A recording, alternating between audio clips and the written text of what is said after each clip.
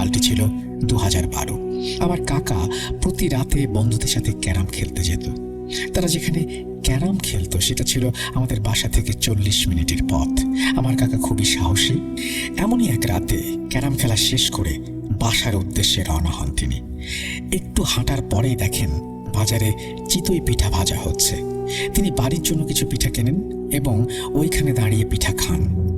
পিঠা খেয়ে পানির গ্লাস ময়লা থাকার কারণে পানি আর খান না। কাকা বাসার উদ্দেশ্যে রওনা দেন। শীতকাল, রাত আনুমানিক 11টা বাজে।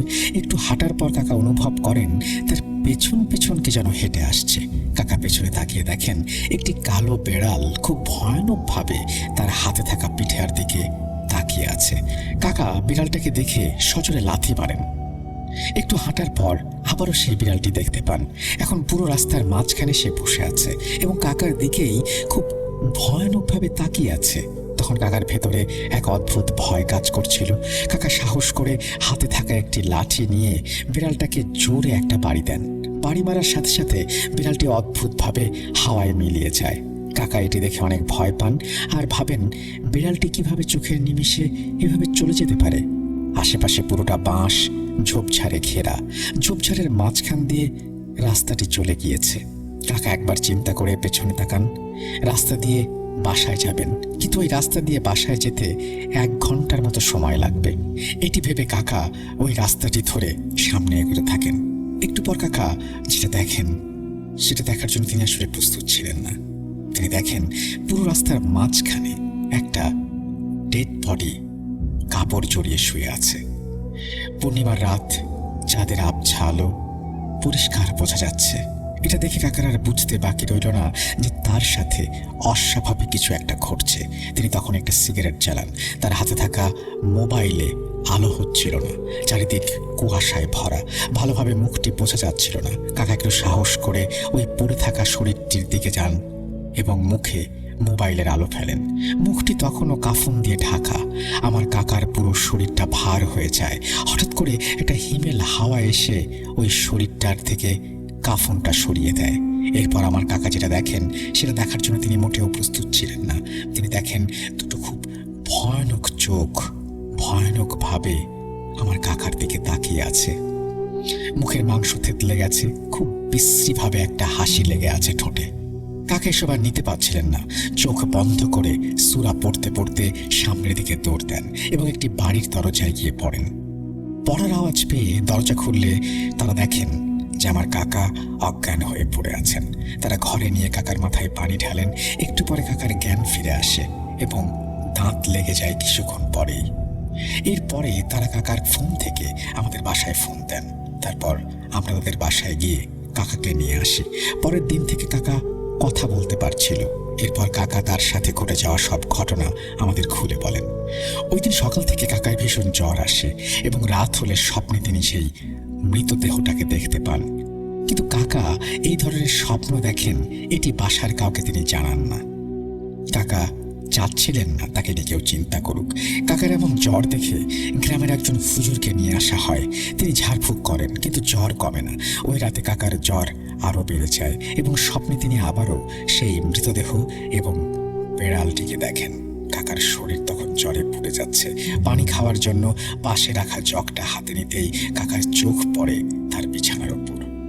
বাতির আলোতে কাকা স্বপ্নে যে বেড়ালটিকে দেখেছিলেন এবার তিনি বাস্তবে তাকে দেখতে পান। বিড়ালটি আকারে ছিল বেশ বড়। কাকার ঘরের দরজা তখন সম্পূর্ণ আটকানো। বিড়াল কেন ইঁদুরও প্রবেশ করতে পারবে না সেখানে, এত বড় একটা বিড়াল। কাকার আর বুঝতে বাকি রইল না তার সাথে অস্বাভাবিক কিছু ঘটছে। তিনি আর সইতে পারলেন না। খাট থেকে নেমে দৌড় দেবেন এমন সময় উপলব্ধি করলেন যে পা দিয়ে উনি বিড়ালটিকে লাথি দিয়েছেন, ওই পাটি অবশ হয়ে গেছে। কাকা কি করবেন ভেবে পাচ্ছিলেন না। অনেক জোরে কাকা চিৎকার করে অজ্ঞান হয়ে যান। কাকার চিৎকার শুনে বাসার সবাই ঘরে এসে কাকাকে অজ্ঞান অবস্থায় পায়। পরদিন কাকা বাসার সকলকে ওই রাতের ঘটনা খুলে বলেন। এসব শুনে বাবা অনেক কবিরাজের সন্ধান করতে থাকেন। অনেক কবিরাজের সাথে দেখা পেলেও কাকার এই ধরনের সমস্যার কোনো সমাধান হয় না। ঘটনার 5ম দিন আমাদের বাসায় ঠিক দুপুর 12টার সময় একজন ভিক্ষুক আসে। এই ভিক্ষুকটিকে আগে কখনো দেখা যায়নি। সে আমাদের বাড়ির দিকে এক দৃষ্টিতে তাকিয়ে থাকে আর কি যেন বলতে থাকে তার তাকানো দেখে আমার দাদু তার সামনে গেলে ভিক্ষুকটি আমার দাদুকে বলে, ঘোর অমঙ্গল আসতে চলেছে তোর ছেলের ওপর, ভয়ানক একটা কিছুর নজর পড়েছে। তারপর সে এক কবিরাজের ঠিকানা দিয়ে চলে যায়। দাদু অনেক খোঁজাখুঁজির পরেও ভিক্ষুকটিকে আর কোথাও খুঁজে পায় না। দাদু আমার দাদাকে এই ভিক্ষুকের কথা বলে। দাদা তার দেওয়া ঠিকানা অনুযায়ী গেলে এক কবিরাজের দেখা পায়। দাদাকে কবিরাজ দেখে বলে, কিরে এসেছিস? তোর ছেলে ওই দিন যে মৃতদেহ দেখেছে ওইটা একটা খারাপ জিন। পিঠার প্রতি নজর ছিল জিনটার। তোর ছেলের সব থেকে বড় ভুল ছিল ওই বেড়ালটাকে লাথি মারা, যে কারণে সে হাঁটতে পারছে না। সব শুনে দাদা বললেন, আপনি কি করে জানলেন এসব? কবিরাজটি বলল, আমি সবই জানি। আমার সাথে সবসময় 3টি জিন থাকে, ওরাই আমাকে খবর দেয়। যা, তোর ছেলেকে নিয়ে আয় আমার কাছে। যা লাগবে, একটা কালো মোরগ, 10 কেজি মিষ্টি, 3 রাস্তার মাটি, আপাতত এইগুলো হলেই চলবে। আর আজকে রাতে তোর ছেলেকে একা থাকতে দিবি না, সাথে তুইও থাকবি। আর এই তাবিজটা ওর গলায় ঝুলিয়ে দিবি। দাদা বাসায় এসে কাকার গলায় তাবিজটা ঝুলিয়ে দেয়। ওই রাতে তেমন কিছু আর হয় না। সকাল হতে না হতেই কাকাকে সবাই ধরে ওই কবিরাজের কাছে নিয়ে যায়। কবিরাজ কাকাকে তার সামনে বসিয়ে কি সব পড়তে থাকেন। আগুনে ফু দিয়ে আগুন অনেক উপরে উঠিয়ে দেন। কিছুক্ষণ পর কাকার শরীর অদ্ভুতভাবে কাঁপতে শুরু করে এবং জিনটি কাকার শরীরে হাজির হয়। জিনটি জানায় যাকে লাথি দেওয়া হয়েছে সেই বিড়ালটি তার বাচ্চা। যাই হোক, এরপরে অনেক কিছু হয় এবং জিনটি কবিরাজের তুলনায় অনেক কম শক্তিশালী হওয়ায় কবিরাজ জিনটিকে তার মন্ত্রের মাধ্যমে আঘাত করেন এবং কাকার শরীর থাকা জিনটি অনেক চিৎকার শুরু করে। জিনটি আঘাত সহ্য করতে না পেরে শরীর ছেড়ে যাবার প্রতিশ্রুতি দেয় এবং সে চলেও যায়। আমার কাকা এরপর অজ্ঞান হয়ে মাটিতে লুটিয়ে পড়ে। কবিরাজ জানান যে আর আমার কাকার কাছে সেই জিনটি আসবে না। কবিরাজ একটা তাবিজ দেন এবং 40 দিন তাবিজটি গলায় ঝুলিয়ে রাখতে বলেন। তারপর থেকে আর কোনো সমস্যা হয় না। ঘটনাটি পাঠিয়েছেন শিক্ষা জীবনের এক বাঁকে যশোরের প্রাচীন জনপদে আমার প্রথম পদার্পণ। প্রাচীন এক রহস্যময়তা যেন আষ্টে পৃষ্ঠে জড়িয়ে রেখেছে এই জনপদকে। লোকমুখে ফেরা তার খ্যাতি মূলত এক ঐতিহ্যবাহী মন্দির আর তার গা ঘেঁষে সহস্র বছর ধরে দাঁড়িয়ে থাকা সুবিশাল এক বটবৃক্ষকে ঘিরে। এই প্রাচীন চূড়া নিদর্শনের থেকে সামান্য দূরেই আকাশ পানে মাথা তুলে দাঁড়িয়ে 3 তলা বিশিষ্ট এক মাঝারি মাদ্রাসা। আর সেখানেই আমার নিয়তি টেনে নিয়ে এসেছিল আমাকে।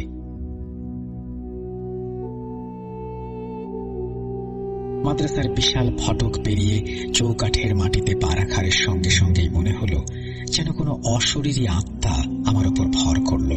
মাথার চুলগুলো অজান্তেই কেঁপে উঠল আর রোমকূপগুলো এক অজানা ভীতিতে খাড়া হয়ে গেল।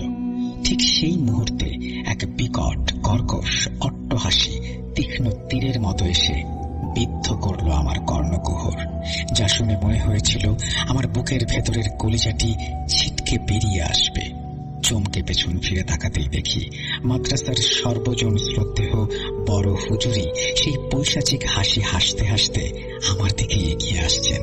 সে হাসি কোনো পরিচিত মানবীয় হাসির প্রতিধ্বনি নয়, বরং যেন অশরীরী কোনো অতৃপ্ত আত্মার সীমাহীন উল্লাস। আমার নিকটে এসে তিনি অদ্ভুতভাবে এক দৃষ্টিতে আমাকে আপাদ মস্তক নিরীক্ষণ করলেন। তারপর তার কণ্ঠ থেকে বেরিয়ে এলো হিমশীতল এক ঘোষণা। তিনি বিড়বিড় করে বললেন, এই কিশোরের চোখে আমি ভিন্ন কিছু দেখেছি। ঠিক এটাই আমি চাই। একে দিয়েই আমার নতুন খেলা আমি শুরু করব। এর কচি শরীরটা আমি ছিনিয়ে নেব, ওর প্রতিটি শিরায় আমি বিষ ঢেলে দেব। কথাগুলো শেষ না হতেই তার সবল আঙুলগুলো হিংস্র শকুনের মতো ছুঁ মেরে আমার মাথার চুল সজোরে মুঠি করে ধরল। আমি প্রায় হুমড়ি খেয়ে পড়ে যাচ্ছিলাম, অসহায় এক তৃণখণ্ডের মতো। কিন্তু সেই চরম মুহূর্তে আমার অবচেতন মন যেন খুঁজে নিল মুক্তির দিশা। আমার মুখ থেকে স্বতঃস্ফূর্তভাবে বেরিয়ে এলো পবিত্র কোরআনের বাণী, আউযু বিল্লাহি মিনাশ শাইতানির রাজিম। আশ্চর্যজনকভাবে আমার তিলাওয়াতের প্রতিটি ধ্বনি যেন অদৃশ্য তপ্ত শলাকার মতো আঘাত হানল বড় হুজুরের শরীরে। তিনি কয়েক পা পিছিয়ে থমকে দাঁড়ালেন। তার মুখে ফুটে উঠল তীব্র যন্ত্রণার জমাট বাঁধা ঘৃণার এক বিভৎস ছবি। তার রক্তাভ চোখ দুটো যেন জ্বলন্ত অঙ্গারের মতো দপদপ করতে লাগল। তিনি গর্জে উঠলেন, কিসের মন্ত্র পড়ছিস কে? বন্ধ কর তোর এই বিরক্তিকর মন্ত্রপাঠ। তাঁর কষ বেয়ে গড়িয়ে পড়ছিল লালা। বিকট এক জান্তব চিৎকার করে উঠলেন তিনি। সেই চিৎকারে মাদ্রাসার নিস্তব্ধতা খান খান হয়ে গেল।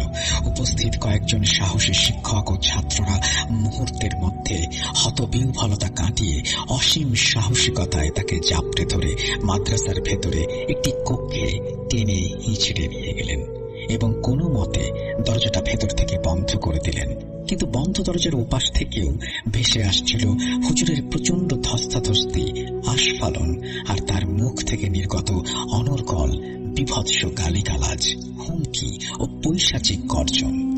সেই থেকে বড় হুজুরের ঘর যেন পরিণত হলো এক জীবন্ত বিভীষিকায়। সেখান থেকে ভেসে আসত নানা অদ্ভুত লোমহর্ষক শব্দ, কখনো কোনো বন্দি আত্মার করুণ কান্নার সুর, যা শুনলে বুকের ভেতরটা মোচড় দিয়ে উঠত। মনে হতো কেউ বুঝি মুক্তির জন্য আকুল হয়ে ছটফট করছে। কখনো বা হিংস্র প্রাণীদের ক্রুদ্ধ গর্জন, যা রাতের নিস্তব্ধতাকে চিরে খান খান করে দিত। আবার কখনো গভীর রাতে ভেসে আসত দুর্বোধ্য ভাষায় মন্ত্রপাঠের ধ্বনি। হুজুরকে খাবার দেয়া হলে তিনি তা ঘৃণার সাথে ছুঁড়ে ফেলে দিতেন। দানবীয় এক উল্লাসে খাবারের বদলে তাজা রক্তপানের ইচ্ছা প্রকাশ করতেন। তার হাতের আঙুলগুলো শিকারী পাখির মতো বেঁকে গিয়েছিল। মনে হচ্ছিল তিনি ধীরে ধীরে মানুষ থেকে রূপান্তরিত হচ্ছেন এক ভয়াল শয়তানে। মাদ্রাসার বিজ্ঞ শিক্ষকেরা সকলেই দিশেহারা, কিংকর্তব্য বিমূঢ় হয়ে পড়লেন। অবশেষে এই নারকীয় পরিস্থিতি থেকে পরিত্রাণের আশায় সুদূর লালমনিরহাট থেকে প্যারানরমাল বিষয়ে অত্যন্ত অভিজ্ঞ এবং আধ্যাত্মিকভাবে শক্তিশালী একজন প্রাজ্ঞ আলেম শায়েখ জাকারিয়া সাহেবকে আমন্ত্রণ জানানো হলো।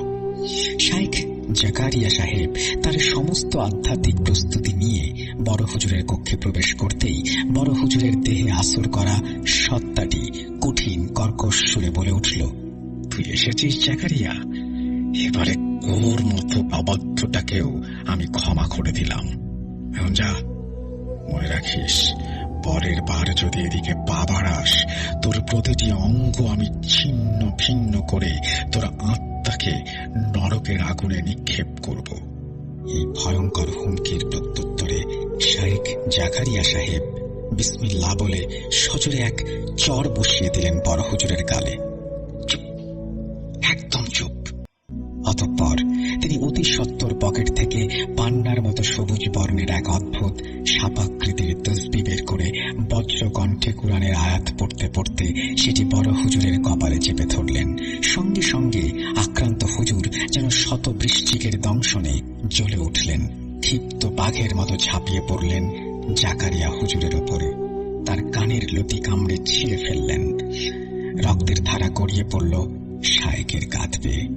উপায়ন্তর না দেখে যন্ত্রণায় কাতর আহত জাকারিয়া সাহেব ভগ্ন মনোরথে সেখান থেকে প্রস্থান করতে বাধ্য হলেন। কয়েকদিন পর পিতার অসমাপ্ত কাজ সম্পূর্ণ করতে এলেন শায়েখ জাকারিয়ার সুযোগ্য পুত্র ইউসুফ। বড় হুজুরের অবস্থা পর্যবেক্ষণ করে তিনি দৃঢ় প্রত্যয়ের সঙ্গে বললেন, এর চিকিৎসা আমার কাছে আছে। ভেতর থেকে বড় হুজুরের অট্টহাসি শোনা গেল, পশুর মতো হিংস্র সেই হাসি। তুই নিজেকে আমার সমতুল্য মনে করেছিস?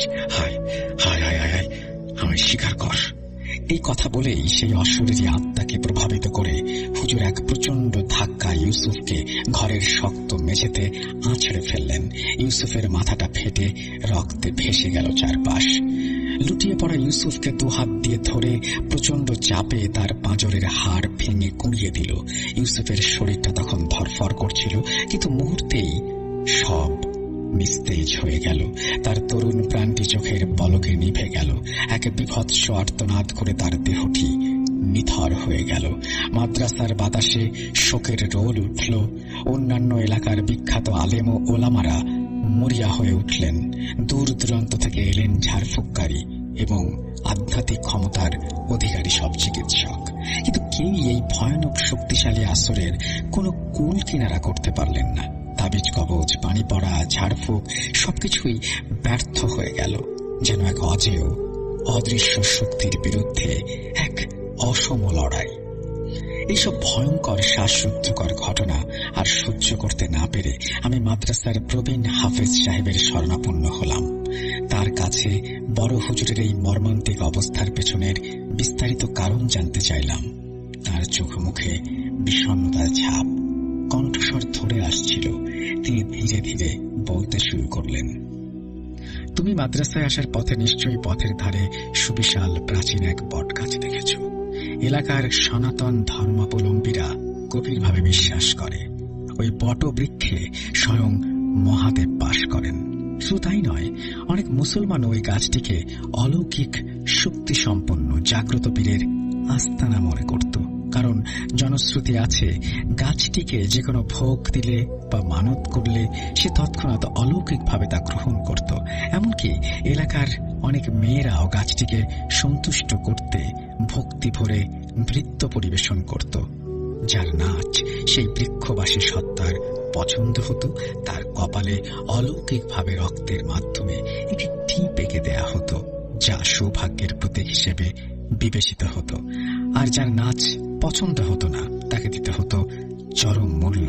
নিজের হাত কেটে 10 ফোঁটা রক্ত সেই বৃক্ষতলে নিবেদন করতে হতো।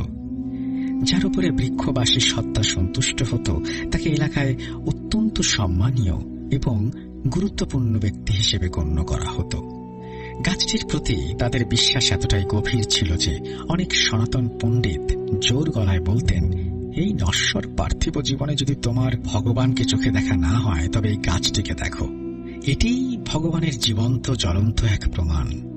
তারা তাদের বিশ্বাসের দৃঢ়তা প্রমাণ করতে আরো বলতো, দুনিয়ায় কোনো মানবীয় এবং দানবীয় শক্তি একসাথে মিললেও ওই গাছটিকে বিন্দু পরিমাণ কিছু করতে পারবে না, কোনো ক্ষতি করতে পারবে না। গাছটি কাটা তো দূরের কথা, অতীতে নাকি কিছু অতি উৎসাহী লোক ওই গাছ কাটার চেষ্টা করেছিল। তারা গাছটিতে প্রথম কোপ বসাতেই সেখান থেকে ঝরঝর করে তাজা রক্ত বেরোতে শুরু করে, আর এক অদৃশ্য কণ্ঠস্বর তাদের সতর্ক করে দেয়। কিন্তু সেই সতর্কতা উপেক্ষা করার স্পর্ধ দেখায় অনেকেই। সঙ্গে সঙ্গে একসাথে 6 জন মানুষ মর্মান্তিকভাবে মৃত্যুকে আলিঙ্গন করে। এই ঘটনায় মুসলমানরা খুবই বিভ্রান্ত ও শঙ্কিত হয়। তারা এটিকে সাধারণ জিনভূতের উপদ্রব বলে মানতে পারছিল না, কারণ দিনের আলোতেও গাছটির প্রভাব এত প্রবল ছিল। কিভাবে এই সত্তা মানুষের সঙ্গে স্পষ্ট ভাষায় কথা বলে এবং অন্যান্য হাবিবুল্লাহ সাহেব, হাফেজ সাহেব বলতে লাগলেন, তার কণ্ঠে শ্রদ্ধা ও বিষাদের মিশ্রণ। একজন অত্যন্ত শ্রদ্ধেয়, প্রজ্ঞাবান এবং প্রবীণ আলেম। তিনি এই মাদ্রাসার শুধু প্রধানই নন, তার ধর্মচিন্তা, আধ্যাত্মিক জ্ঞান এবং প্যারানর্মাল শক্তির জন্য তিনি গোটা অঞ্চলে সুপরিচিত। তিনি তার গভীর জ্ঞান ও বিশ্বাস থেকে দৃঢ়ভাবে মনে করতেন ওই বটগাছের ঘটনাটি সাধারণ কোনো অলৌকিক ঘটনা নয়, বরং কোনো এক শক্তিশালী কাফের জিনের কারসাজি এটি, যে কিনা নিজেকে দেবতা প্রতিপন্ন করে মানুষকে, অর্থাৎ সাধারণ মানুষকে শিরকের পথে টানছে। তাই তিনি মনে মনে প্রতিজ্ঞা করেন যে মানুষের ঈমান রক্ষার স্বার্থে যে কোনো মূল্যে ওই গাছটিকে তিনি সমূলে নির্মূল করে ছাড়বেন। এই বিষয়ে তিনি যখন এলাকার পণ্ডিত বিজ্ঞজনদের সাথে কথা বললেন, তারা তাকে বারণ করলেন, হুজুর, কখনো এমন দুঃসাহস দেখাতে যাবেন না। যদি যান, তবে আপনি সহ আপনার ওই সাধের মাদ্রাসা আর আপনার পরিবার সকলেই ধ্বংস হয়ে যাবে। এটি মহাদেবের আবাসস্থল, এর রোশানলে পড়লে হার রক্ষা নেই। কিন্তু কে শোনে কার কথা? বড় হুজুর তার সিদ্ধান্তে অটল, পর্বতের ন্যায় অবিচল। সেই অভিশপ্ত দিন হাফেজ সাহেবের স্বরটা যেন আরো ভারী হয়ে এলো। বড় হুজুর তার কয়েকজন বিশ্বস্ত ছাত্র নিয়ে সেই বটগাছের তলায় গেলেন। তিনি গাছটিতে প্রথম কোপ মারতেই অবিশ্বাস্যভাবে কাটা জায়গা থেকে টপ টপ করে ফোয়ারার মতো রক্ত বেরোতে শুরু করলো। সেই রক্ত ছিটকে এসে সরাসরি পড়ল বড় হুজুরের মুখে, চোখে এবং তার সাদা শুভ্র দাড়িতে। সাথে সাথেই বড় হুজুর টলতে টলতে মাটিতে বসে পড়লেন। তার পুরো শরীর থরথর করে কাঁপছিল, যেন তাকে কোনো এক অদৃশ্য কিছু বৈদ্যুতিক শক দিচ্ছে। তার মুখ থেকে গোঙানির মতো চাপা আর্তনাদ বেরিয়ে আসছিল। মনে হচ্ছিল যেন তিনি শ্বাস নিতে পারছেন না, তার বুকের ভেতরটাকেও নিষ্পেষণ করছে। হঠাৎ সেই কাটা গাছ থেকে এক কর্কশ বজ্র নিনাদি এবং বিকট শব্দ ভেসে আসলো। কে তুই? আমি রুদ্রদেব। তুই আমার অপমাননা করেছিস। মহাকালের অধিপতি আমি। তোর এই অধ্যত্ত আমি চূর্ণ বিচূর্ণ করে দেব। সেই ভয়ঙ্কর ঘটনার পর থেকে মাদ্রাসায় যেন অশরীরী শক্তির অবাধ আনাগোনা শুরু হলো। একের পর এক বিপজ্জনক রক্তহীন করা ঘটনা ঘটতে লাগলো, যা মাদ্রাসার শান্ত পরিবেশকে নরকে পরিণত করলো। মাদ্রাসার বড় হুজুরের একমাত্র আদরের মেয়েটি সেদিন রাতেই মারা গেল। তার মুখমণ্ডল আগুন দিয়ে নির্মমভাবে পুড়িয়ে দেয়া হয়েছিল এবং তার শরীরের প্রতিটি অঙ্গ প্রত্যঙ্গ হিংস্র জানোয়ারের মতো ছিঁড়ে টুকরো টুকরো করে ফেলা হয়েছিল। প্রায় প্রতি রাতেই মাদ্রাসার জানালার কাঁচগুলো কোনো এক অজ্ঞাত কারণে বিকট শব্দে চূর্ণ বিচূর্ণ হয়ে যেত, যেন অদৃশ্য কোনো শক্তি বাইরে থেকে অবিরত আঘাত করত।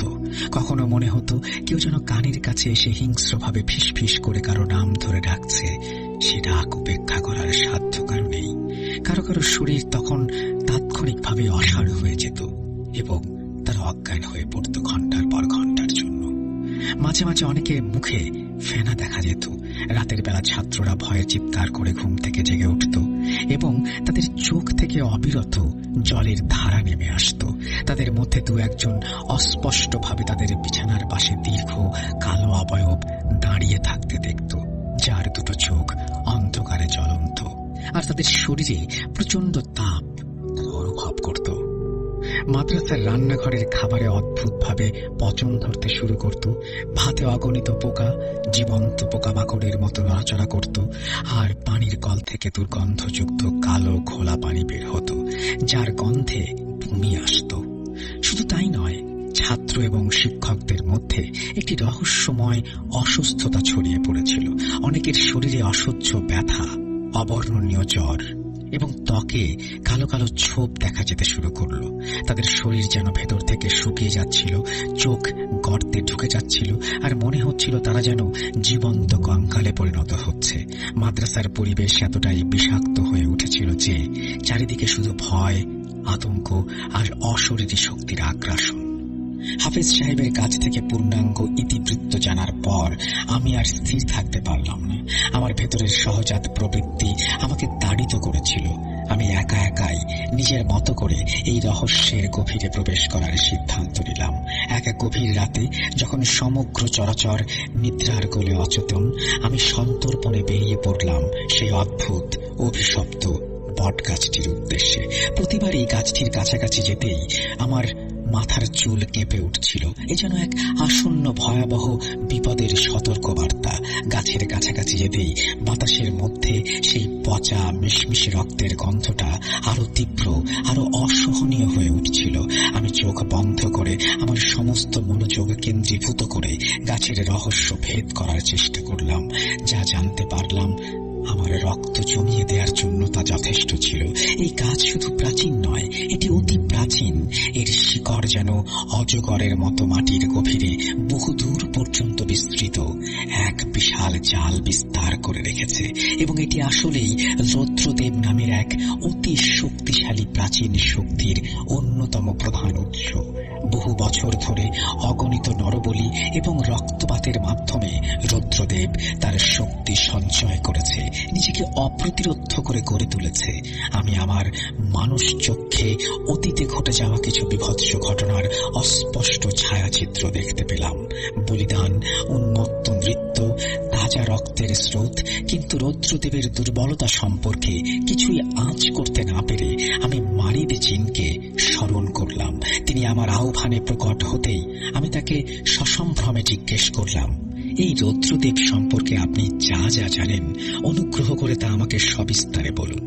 তিনি গম্ভীর মুখে বললেন, রুদ্রদেব হল শক্তিশালী ইফরিত জিনের বংশের এক অগ্রজ সদস্য। তার বড় ভাই বললেও ভুল হবে না।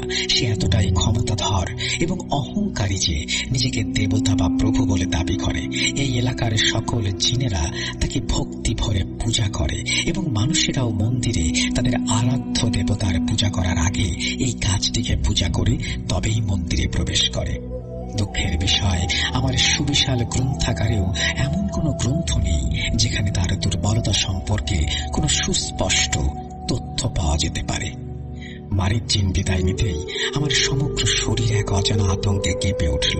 তাকিয়ে দেখি বটগাছটির প্রতিটি ডালপালা থেকে যেন শত শত অগ্নিদগ্ধ রক্ত লাল চোখ ভয়ঙ্কর প্রতিহিংসা পরায়ণ দৃষ্টিতে আমার দিকে তাকিয়ে আছে। আমি দ্রুত চোখ বন্ধ করে আমার পরম প্রিয় আত্মরক্ষার অব্যর্থ কবচ সূরা ইখলাস পড়তে শুরু করলাম। তখন সেই অসংখ্য অগ্নিদগ্ধ চোখগুলো সম্মিলিতভাবে কর্কশ স্বরে একসাথে আমাকে তিরস্কার করে উঠল। রুদ্রদেব সহ তার সমস্ত দলবল আসলে এই সূরাটিকে ভয় পায়। এটি শুধু তিলাওয়াতের জন্য একটি সাধারণ সূরা নয়, এর পেছনে যে অসীম আধ্যাত্মিক শক্তি নিহিত আছে তা এই সকল অপশক্তির জন্য অত্যন্ত ভীতিকর এবং ধ্বংসাত্মক।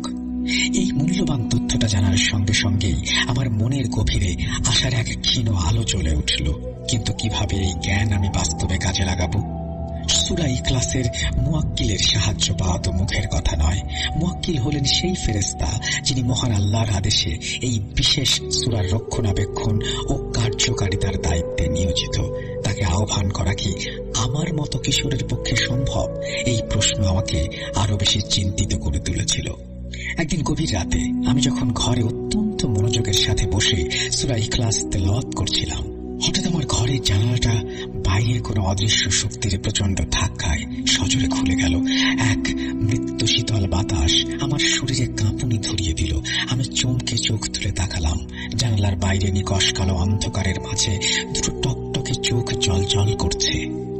রুদ্রদেব স্বয়ং আমাকে দেখছে। আমি সেই পরিচিত পৈশাচিক বিদ্রুপ মেশানো হাসিটা জমাট বাঁধা অন্ধকারেও যেন স্পষ্ট দেখতে পেলাম। বিষাক্ত সাপের ফোঁসফোঁসানির মতো শব্দে সে হিস হিস করা গলায় আমাকে বলে উঠল, তুই কি ভেবেছিস এই সামান্য মন্ত্রপাঠে আমার কিছু হবে? তোর স্পর্ধা দেখে আমি অবাক হচ্ছি। বাচ্চা ছেলে, একটা তুচ্ছ নগণ্য মানুষ হয়ে তুই আমাকে চ্যালেঞ্জ করেছিস। জেনে রাখ, তুই উদ্ধত। বহু কষ্টে আমার মনের সমস্ত ভয়কে একপাশে সরিয়ে রেখে তার উদ্দেশ্যে শান্ত কণ্ঠে বললাম, তুমিও আল্লাহর সৃষ্টি আর আমিও। তোমার ক্ষমতা যতই হোক মহান আল্লাহ তাআলার ক্ষমতার ঊর্ধ্বে নয়। আল্লাহ তাআলাই সকল ক্ষমতার উৎস। তিনি সব কিছুর একচ্ছত্র মালিক। আমার কথা শুনে রুদ্রদেব যেন আরো বেশি ক্রুদ্ধ হয়ে উঠল, উন্মত্ত হয়ে উঠল। সে এক বিকট অট্টহাসিতে ফেটে পড়ল। সে গর্জে উঠল এবং আমাকে তিরস্কার করতে শুরু করলো। আমি স্পষ্ট বুঝতে পারলাম রুদ্রদেব আমাকে ছাড়বে না। সে আমাকে তার খেলার নতুন পুতুল করেছে। এই ভয়াবহ লড়াইটা এখন শুধু বড় হুজুরকে বাঁচানোর মধ্যে সীমাবদ্ধ নেই, বরং এই লড়াই এখন মাদ্রাসার অস্তিত্ব এবং আমার নিজের জীবন এবং সর্বোপরি ঈমান রক্ষার লড়াইয়ে পরিণত হয়েছে। আমাকে অবিলম্বে কিছু একটা করতেই হবে, খুব দ্রুত। আমি এটাও বুঝতে পারছিলাম সেই শয়তান রুদ্র দেবতা আমাকে কেবল এক সামান্য কিশোর ভেবে ভুল করছে না, বরং আমার লুকানো সুপ্ত ক্ষমতা সম্পর্কেও সে আঁচ করতে পেরেছে। আর তাই সে মরিয়া হয়ে উঠেছে। আমি তখন প্রায় খাওয়া দাওয়া ভুলে গিয়ে দিন রাত পবিত্র কোরআন তেলাওয়াত করতে শুরু করলাম, বিশেষ করে সূরা ইখলাস, আরো অনেক কিছু। আমি অনুভব করতে লাগলাম ওই ঐশী আয়াতগুলো এক মনে পড়ার সময় আমার ভেতর এক ধরনের অবর্ণনীয় আধ্যাত্মিক শক্তি জন্ম নেয়। আমি যেন প্রতিটি আরবি হরফের ভেতরের নূর স্বয়ং অনুভব করতে পারছিলাম। তখনই আমি এক গভীর উপলব্ধির মাধ্যমে জানতে পারলাম, রক্তই হলো রুদ্রদেবের মূল জীবনী শক্তি। এখন বড় হুজুরের শরীর থেকে রুদ্রদেবের ভয়াল আসর কাটাতে হবে, আর তার জন্য একটি মাত্রই ভয়ঙ্কর উপায় আছে, তা হলো স্বয়ং রুদ্রদেবের শরীর থেকে নির্গত রক্ত সংগ্রহ করা।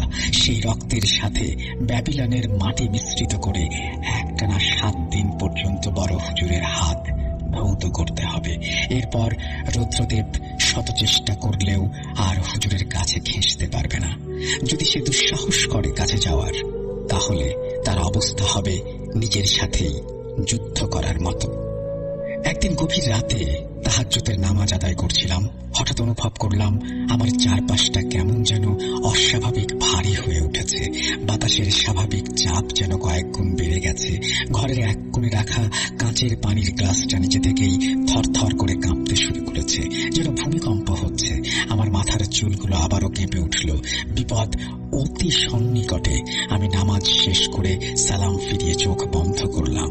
সঙ্গে সঙ্গেই আমি আমার মানুষ চোখে দেখতে পেলাম আমার ঘরের বন্ধ দরজায় ঠিক বাইরে একটা দীর্ঘ শীর্ণকায় ছায়ামূর্তি স্থিরভাবে দাঁড়িয়ে আছে।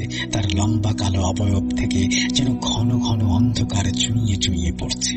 তার চোখ দুটো যেন লাল অঙ্গারের মতো। আমি বিচলিত না হয়ে স্থিরভাবে জায়নামাজে বসে রইলাম।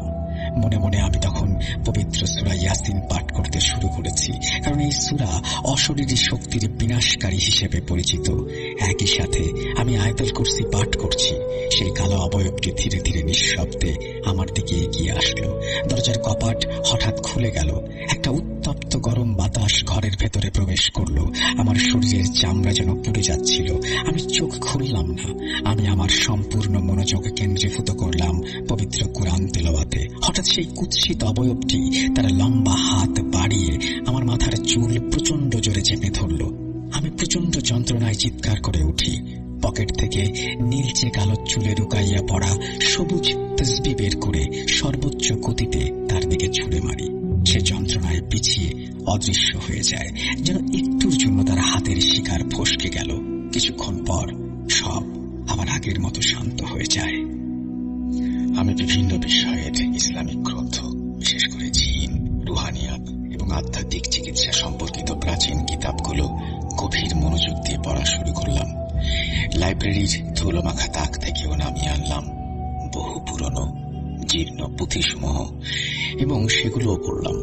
অবশেষে আমি জানতে পারলাম মুয়াক্কিল বা কোনো বিশেষ সূরার দায়িত্বে নিয়োজিত ফেরেশতার সাহায্য পাওয়ার জন্য কেবল তেলাওয়াতই যথেষ্ট নয়, এর জন্য প্রয়োজন গভীর আধ্যাত্মিক সাধনা, ঘনিষ্ঠ ইবাদত, চারিত্রিক পবিত্রতা এবং আল্লাহর বিশ্বাস। এদিকে বড় হুজুরের শারীরিক ও মানসিক অবস্থা দিনের পর দিন আরো খারাপের দিকে যাচ্ছিল। তার শরীর শুকিয়ে শীর্ণকায় জীর্ণ শীর্ণ হয়ে যাচ্ছিলেন তিনি, যেন তার ভেতরের সমস্ত জীবনী শক্তিকেও শুষে নিচ্ছে। মাঝে মাঝে তিনি ক্ষণিকের জন্য জ্ঞান ফিরে পেতেন। তখন ছোট শিশুর মতো হাউমাউ করে কাঁদতেন। নিজের এই অসহায় অবস্থার জন্য আফসোস করতেন। এই বন্দি দশা থেকে মুক্তির জন্য আকুলভাবে আকুতি জানাতেন। কিন্তু পরক্ষণেই রুদ্রদেব আবার তার উপর পুরোপুরি নিয়ন্ত্রণ কায়েম করে নিত।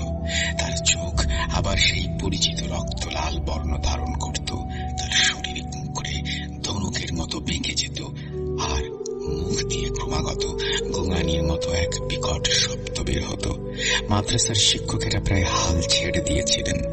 তারা বড় হুজুরকে অন্য কোনো চিকিৎসকের কাছে নিয়ে যাওয়ার কথা ভাবছেন, কিন্তু কেউই নিশ্চিত নন যে তাতেও বিন্দুমাত্র সমাধান হবে, কারণ ইতিমধ্যেই বহু অভিজ্ঞ আলেম এবং কবিরাজ তাদের সর্বোচ্চ চেষ্টা করেও ব্যর্থ হয়েছেন।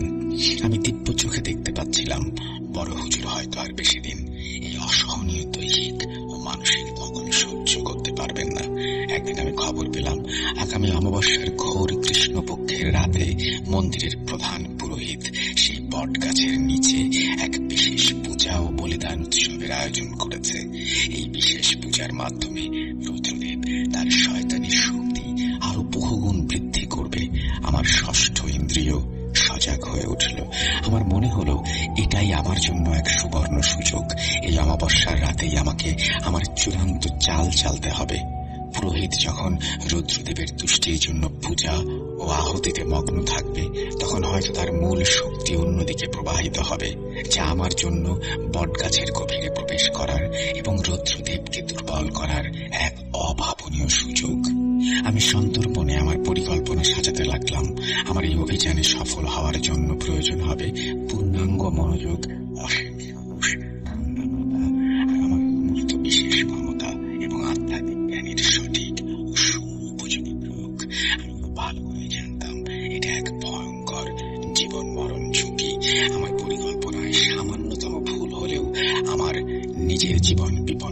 পারে। রুদ্রদেব আমাকে হয়তো হত্যা করে ফেলবে, অথবা তার চেয়েও ভয়াবহ আমার উপর ভর করবে, যেমনটা সে চেয়েছিল।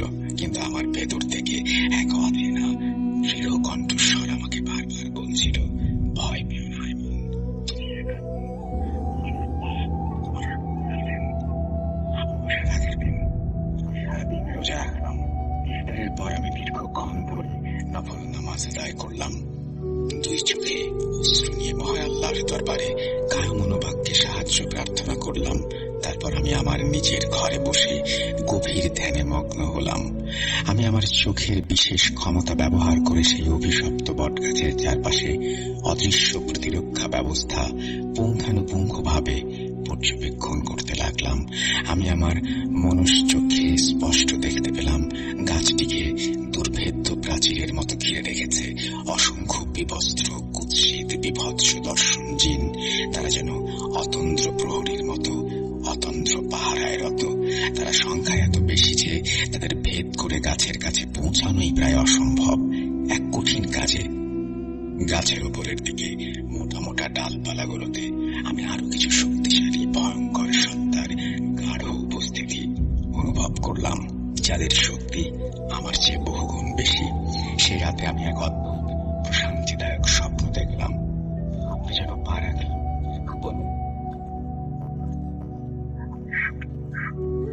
মনকে আবিষ্ট করলো। ভয় আর উদ্বেগের ঘন ঘটা মুহূর্তে মিলিয়ে গেল এক জ্যোতির্ময় সত্তার স্পর্শে। সেই নূরের জ্যোতিতে আমার চোখ ধাঁধিয়ে গেল। তার স্নেহমাখা কণ্ঠ যেন অমৃত বর্ষণ করল। অবিচল বিশ্বাস রেখো, জয় সুনিশ্চিত। আমার হৃদয় কথাগুলো গেঁথে গেল। আমি নতুন উদ্যমে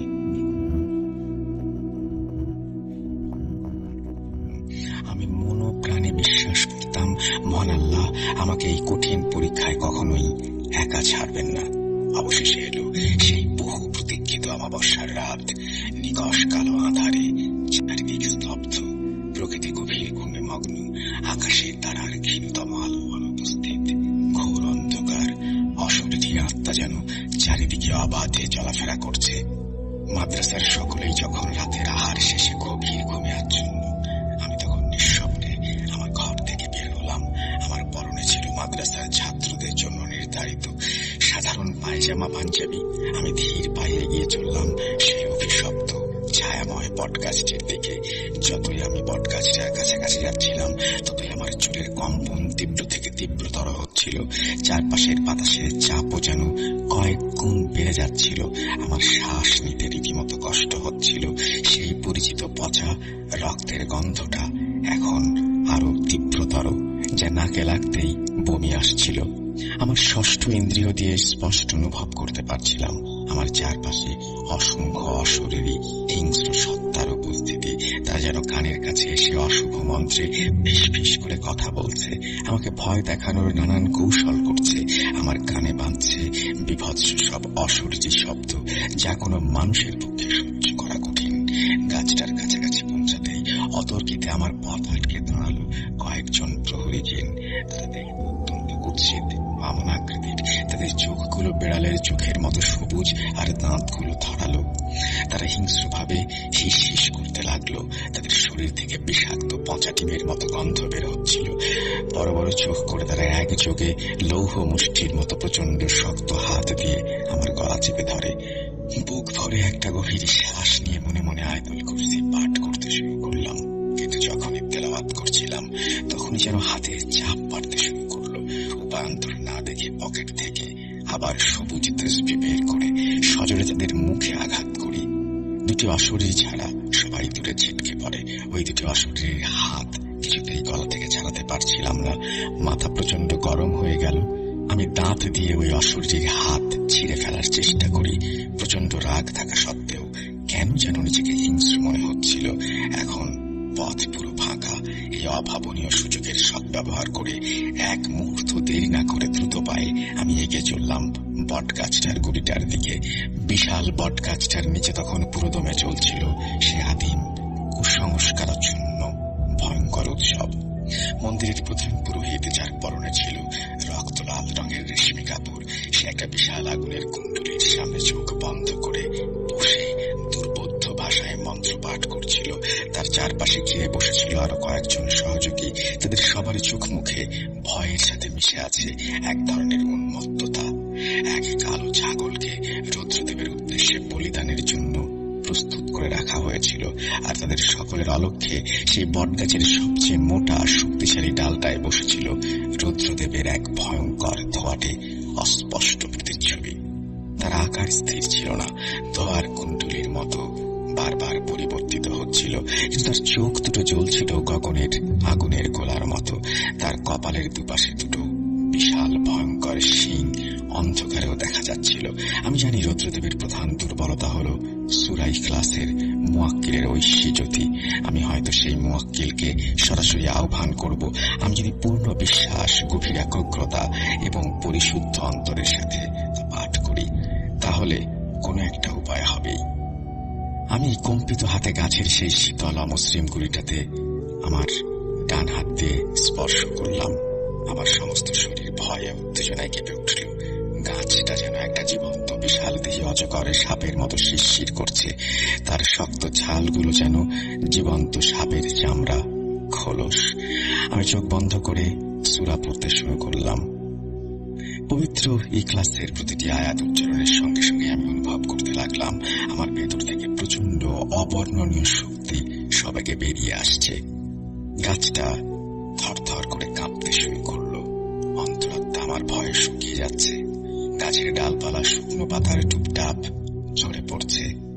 হঠাৎ গাছের ভেতর থেকে রুদ্রদেবের হুঙ্কার ভেসে আসলো। এবার সে গাছের ডালে শান্তভাবে বসে রইল না। গাছের গুড়ি থেকে একটা বিশাল অশরীরী যেন অজগরের মতো বেরিয়ে এসে আমাকে ধরতে চাইল। আমি তৎক্ষণাৎ লুকাইয়া করা জমজমের পানি তার হাতে ছিটিয়ে দিতেই তার স্বর করুণ এবং দুর্বল হয়ে উঠল। আমি শান্ত কণ্ঠে বললাম, আমাদের শ্রদ্ধেয় বড় হুজুরকে সুস্থ করে তোলার জন্য আমার তোমার শরীরের রক্ত প্রয়োজন। আমার কথা শুনে রুদ্রদেব যেন আবার তার আগের রূপে ফিরে গেল। প্রয়োজনে আমি আমার এই আত্মা ত্যাগ করব, কিন্তু এক ফোঁটাও রক্ত তুই পাবি না। আমি প্রত্যুত্তরে বললাম, নিয়ম অনুযায়ী পরাজিত হলে তোমার রক্ত দেওয়ার কথা। কিছুক্ষণ চুপ থেকে হিস হিস গলায় সে বলল, তোর উদ্দেশ্য সফল হবে না। একসময় সে বলল, তোর চোখ ধোয়া পানি আর তোর মাথার একটা চুল আমাকে দে। আমি অবাক হয়ে জিজ্ঞেস করলাম, কেন? সে আমাকে বলল যে বিষাক্ত কীট আমার আসন্ন মৃত্যুর কারণ হয়েছে, তাকেও আমি বাঁচতে দেব না। আমি গভীর ভয়ঙ্কর দ্বিধায় পড়লাম। এদিকে ছিল এক প্রিয় মাদ্রাসার শিক্ষক, অন্যদিকে ছিল আমার নিজের জীবন, আমার পরিবারের সাথে নিরাপদে বেঁচে থাকার স্বাভাবিক ইচ্ছা। পরিস্থিতি এতটাই জটিল ছিল যে আমাকে মুহূর্তের মধ্যে একটি কঠিন সিদ্ধান্ত নিতে হলো। আমি আমার জীবনের ঝুঁকি থাকা সত্ত্বেও রাজি হলাম। আমি বড় হুজুরকে বাঁচাবো যে কোনো মূল্যে। এই ঘটনাটি 7 দিন পর হঠাৎ রাতে হাঁপাতে হাঁপাতে এবং অত্যন্ত চিন্তিত অবস্থায় আমার বন্ধু মারিদ জিন আমার কাছে এসে উপস্থিত হলো। তার চোখ মুখে ছিল চরম উদ্বেগ আর অসহায়ের ছাপ। সে প্রায় কাঁদতে কাঁদতে বলল, হায়মান, সর্বনাশ হয়ে গেছে, সব শেষ। তুমি দ্রুত চলো আমার সাথে। আমার একমাত্র আদরের মেয়ে এক অজানা ভয়ঙ্কর রোগে আক্রান্ত হয়েছে, যে রোগ সম্পর্কে আমি একজন জিন হয়েও বিন্দু মাত্র অবগত নই। তার মাথার চুলের গোড়া ফেটে রক্ত বের হচ্ছে, আর তার চোখ দুটো থেকে তাজা রক্ত অঝরে ঝরে পড়ছে। ঠিক সেই মুহূর্তে যখন আমি চরম হতাশায় নিমজ্জিত, হঠাৎ 3টি উজ্জ্বল জ্যোতির্ময় আলোকময় সত্তা আমার সামনে প্রকট হলেন। তাদের শরীর থেকে এমন তীব্র নূর বিচ্ছুরিত হচ্ছিল যে আমার চোখ ধাঁধিয়ে যাচ্ছিল। তারা সৌম্য কণ্ঠে আমার উদ্দেশ্যে বললেন, হে আল্লাহর অনুগত বান্দা, তোমার একনিষ্ঠতা, তোমার ত্যাগ এবং তোমার গভীর ঈমানে আমরা সন্তুষ্ট। এরপর তাদের মধ্যে একজন বললেন, আমার নাম আব্দুল ওয়াহেদ। তুমি এই মুহূর্তে যেই হালাল খাদ্যই খেতে চাইবে, আমি আল্লাহর হুকুমে তা এনে দেব। অন্যজন বললেন আরো অনেক কথা। আমি বললাম, অনুগ্রহ করে আমাকে দ্রুত বলুন, আমার বন্ধু মারিদ জিনের কন্যার কি হয়েছে, কেন সে এরকম ভয়ঙ্কর রোগে আক্রান্ত হয়েছে? তিনি গম্ভীর স্বরে বললেন, শোনো আয়মান, আসল ঘটনা হলো বিগত 7 দিন পর্যন্ত তুমি তোমার নিজের চোখ ধোয়া পানি এবং মাথার চুল সেই শয়তানের রুদ্রদেবের হাতে সমর্পণ করেছিলে। সে প্রতিদিন তোমার দেয়া সেই জিনিসগুলো নিয়ে এক অন্ধকারাচ্ছন্ন গোপন জায়গায় লুকিয়ে রাখত এবং সেগুলোর উপরে কালো জাদু করত।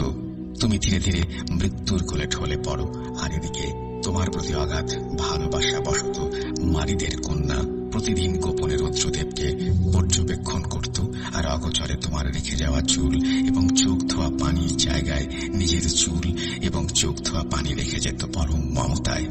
আর এই কারণেই সে ধীরে ধীরে সেই কালো জাদুতে আক্রান্ত হয়। আমি চরম উত্তেজিত এবং উদ্বিগ্ন হয়ে বললাম, আমি কিভাবে তাকে এই ভয়ঙ্কর অবস্থা থেকে রক্ষা করব? আমাকে দ্রুত উপায় বলুন।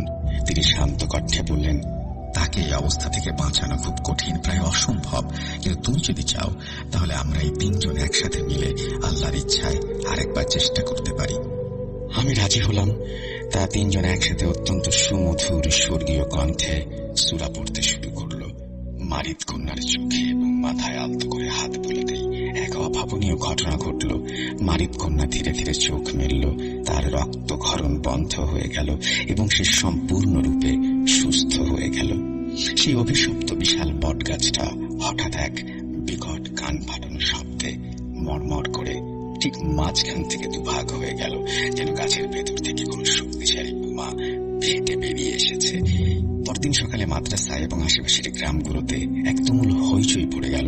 বাতাসের আগে খবর ছড়িয়ে পড়ল যে গত রাতের আঁধারে এলাকার সেই 5 শতাব্দী প্রাচীন রহস্যময় বটগাছটি কোনো এক অজ্ঞাত কারণে বিকট শব্দে ভেঙে দুভাগ হয়ে গেছে।